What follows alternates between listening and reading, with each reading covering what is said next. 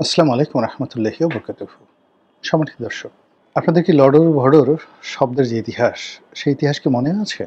আমাদের নোবেল জয়ী সাবেক তত্ত্বাবধায়ক বা অন্তর্বর্তীকালীন সরকারের প্রধান বিশ্ব মানব ডক্টর মোহাম্মদ ইউনূস যখন রাষ্ট্র ক্ষমতা পেলেন, তার অনুভূতি জিজ্ঞেস করা হলো বা তার প্রতিক্রিয়া সাংবাদিকরা জানতে চাইলেন। তিনি সহাস্য বদনে ভুবন মোহিনী হাসিতে বিশ্ববাসীকে মুগ্ধ করে তিনি বললেন যে, "আসে দেখলাম সবকিছু লডর-ভডর করে ফেলেছে।" তো লডর-ভডর আমরা আসলে এই অঞ্চলের মানুষ, ঢাকা বা ধরেন আমাদের এখানে যারা প্রমিত বাংলা বলেন, তারা এই শব্দটির সঙ্গে পরিচিত নয়। এটি আঞ্চলিক শব্দ, চট্টগ্রাম অঞ্চলে এটি ব্যবহৃত হয় এবং এটি ডক্টর মোহাম্মদ ইউনূসের মাতৃভাষা।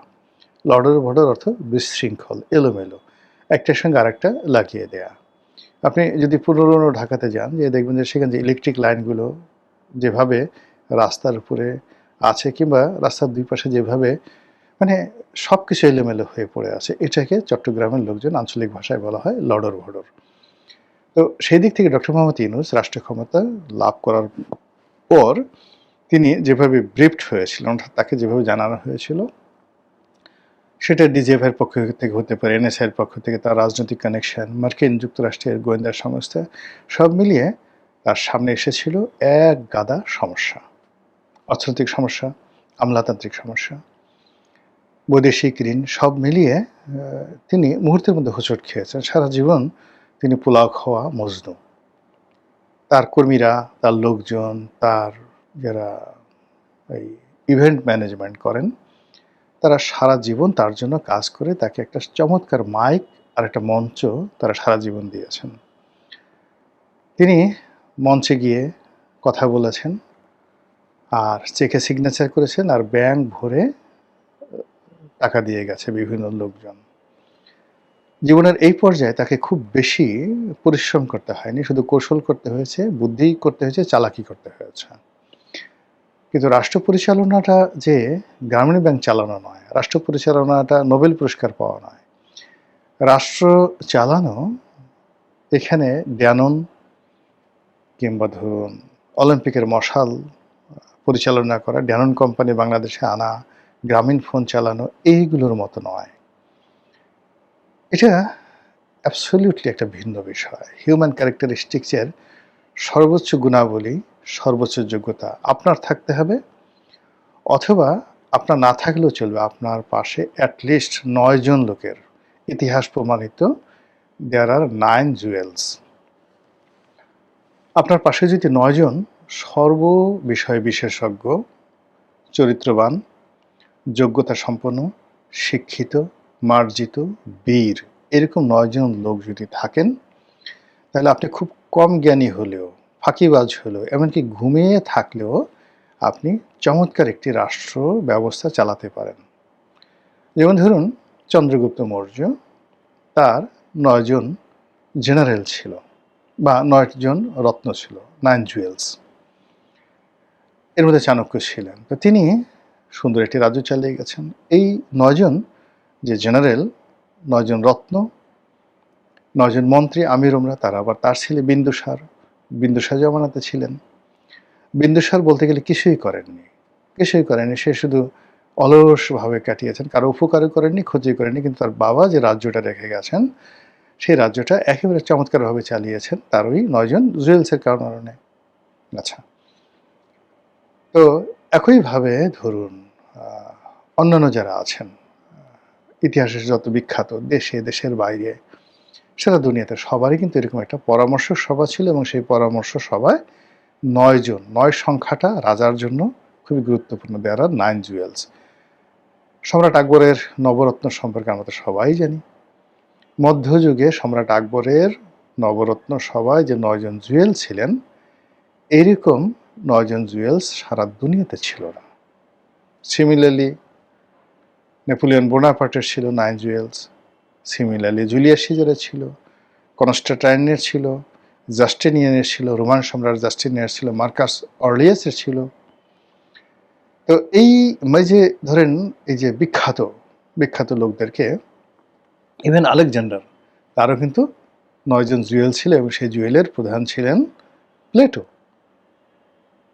এই অবস্থা। আর্কিমিডিস যে প্রাচীন গ্রিক সম্রাটের সভাসদ ছিলেন, 9 জুয়েলসের অন্যতম ছিলেন আর্কিমিডিস। কনফুসিয়াস, তিনি একটা মানে তার যে চীন সম্রাট, সেই চীন সম্রাটের অন্যতম সভাসদ ছিলেন। 9 জুয়েলসের প্রধান জুয়েল ছিলেন কনফুসিয়াস। তো এইভাবে আপনার যদি বুদ্ধিমান জ্ঞানী লোকজন থাকে তাহলে আপনি চোখ বুজে কাটাতে পারেন। ডক্টর মোহাম্মদ ইউনূসের যে সফলতা, সেই সফলতার পিছনে এরকম 9 জন জুয়েলস ছিল, ফলে তিনি সফল হয়েছেন। জিয়াউর রহমানের 9 জুয়েল ছিল, তারপরে এরশাদ সাহেবের 9 জুয়েল ছিল, এবং বিভিন্ন সেক্টরে তার 9 জুয়েল ছিল। তার সে মানে দেয়ার ওয়াজ গ্রেট 10, G10 বলা হয়। 10 জন সচিবের একটা গ্রুপ ছিল এরশাদ সাহেবের। এর মধ্যে পলিটিক্যাল সেক্টরে তার এরকম 9 জুয়েল ছিল।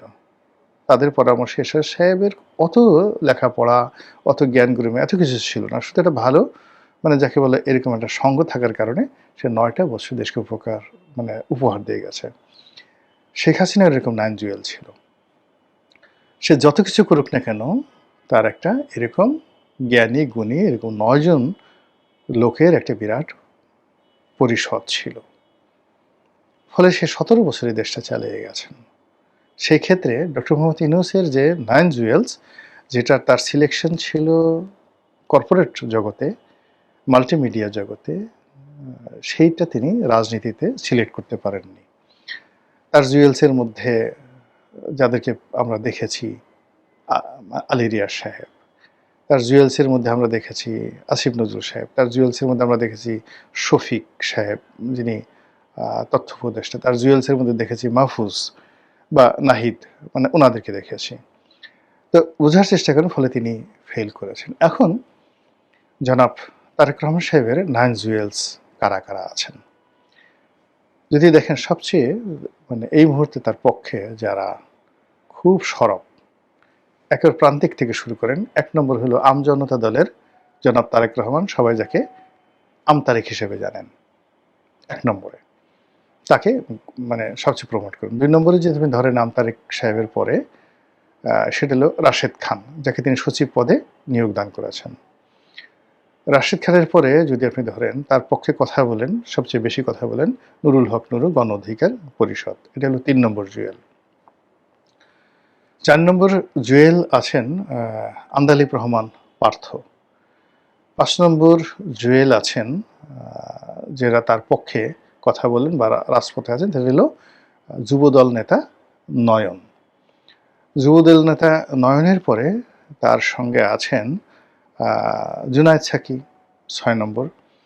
তো জুনায়েদ সাকির পরে সরকারের যে গুরুত্বপূর্ণ ব্যক্তি আপনি যদি ধরেন, সেটা হলো যে ওনার একেবারে খুব কাছাকাছি ওনার ডেপুটি বা প্রেস সেক্রেটারি আছেন, সবসময় ওনার সাথে থাকেন, এরকম তাকে ধরে নেওয়া হয় তিনি 9 জুয়েলসের মধ্যে একজন। 7 নম্বর, আমি ভদ্রলোকের নাম এখন মনে করতে পারতেছি না। এরপর মীর শাহে আলম, তাকে মনে করা হয় 9 জুয়েলসের অন্যতম কুশীলব। আর হলো সালাউদ্দিন সাহেব।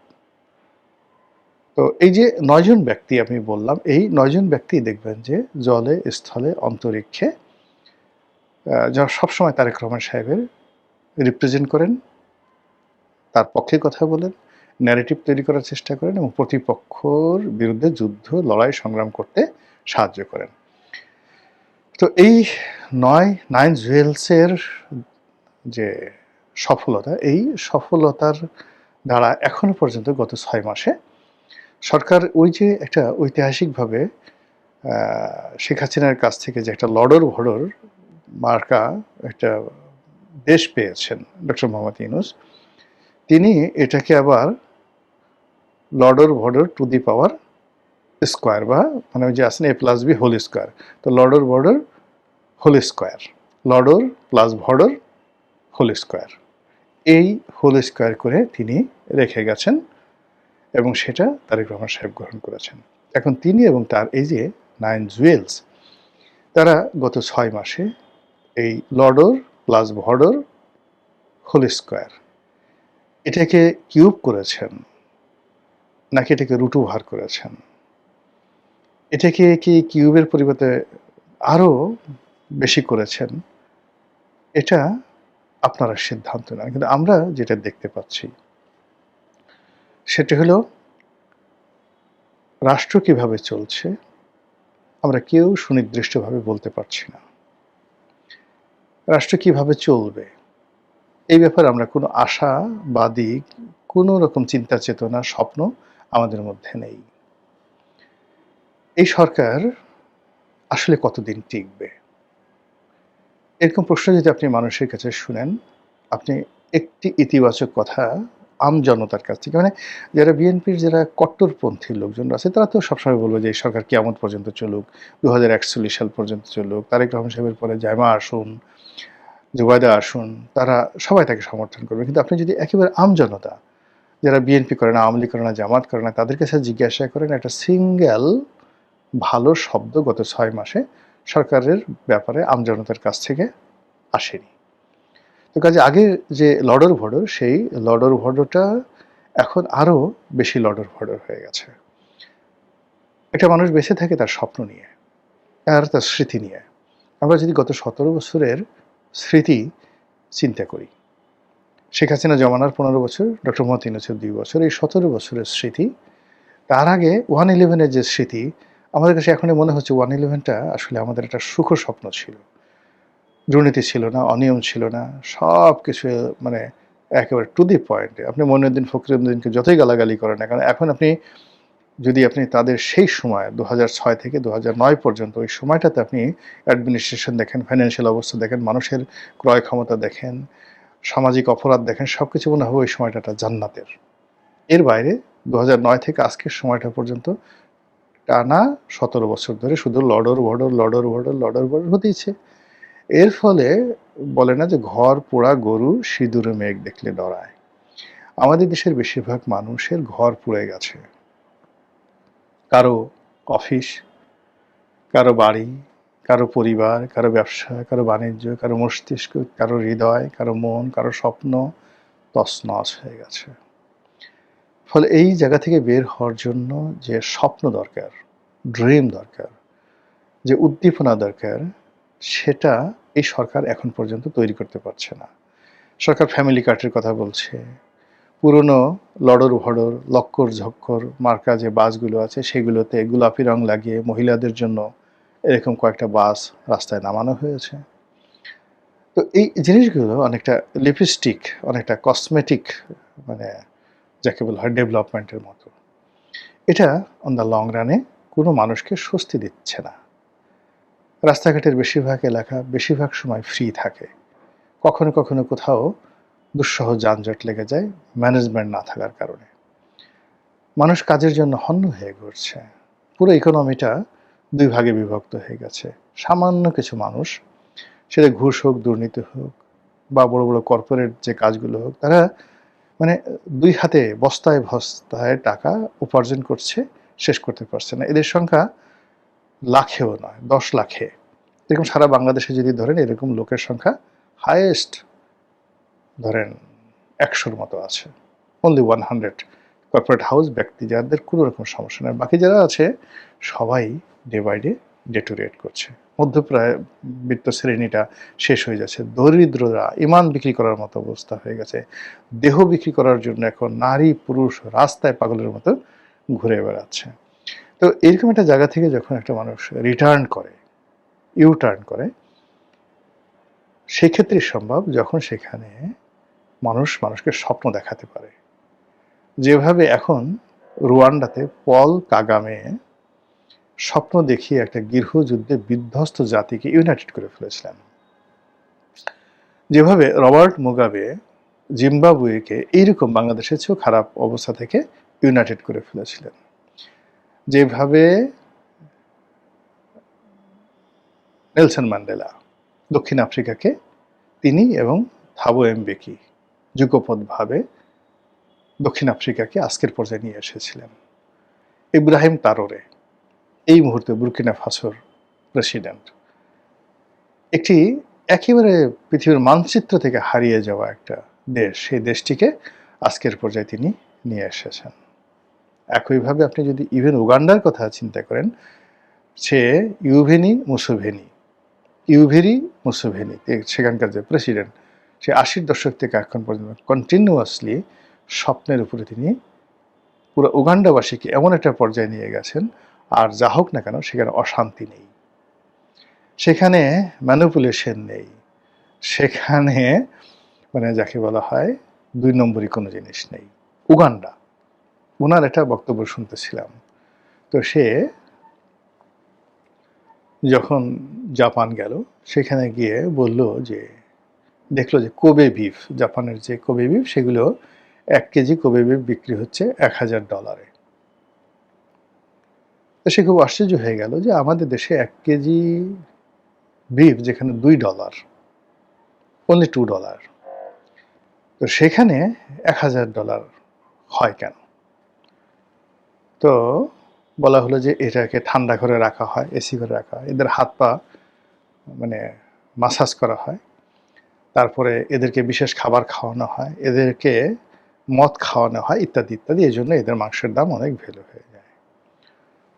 তো মুসলিম বললেন যে জাপানিদেরকে আমার বুদ্ধিমান মনে হতো, কিন্তু এই গরু পালন করে আর এই গরু খায়, এরপর থেকে আমার কাছে মনে হচ্ছে যে আমার আর জাপান যাওয়ার দরকার নেই, আমি আমার দেশেই থাকবো, আমার $2 গরুই আমার জন্য অনেক ভালো। It's a presidential language, presidential language. তো এইরকম যখন আপনার ব্যক্তিত্ব থাকে, আপনার সাথে জেনারেলসরা থাকে, জুয়েলসরা থাকে, তখন আপনি যে কোনো লডর ভডর অবস্থায় আপনি ভালো করতে পারেন।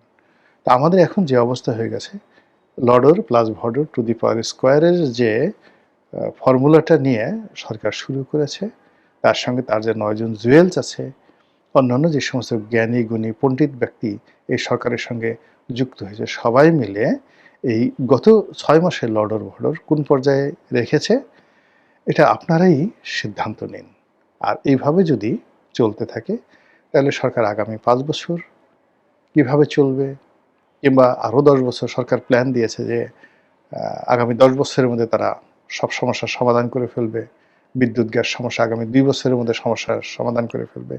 এই জিনিসগুলো আসলে কতটা পারবে কি পারবে না, এটা আপনারাই সিদ্ধান্ত নিন। মহান আল্লাহ আমাদের সবাইকে হেদায়েত দান করুন এবং হেফাজত করুন। আসসালামু আলাইকুম ওয়া রাহমাতুল্লাহি ওয়া বারাকাতুহু।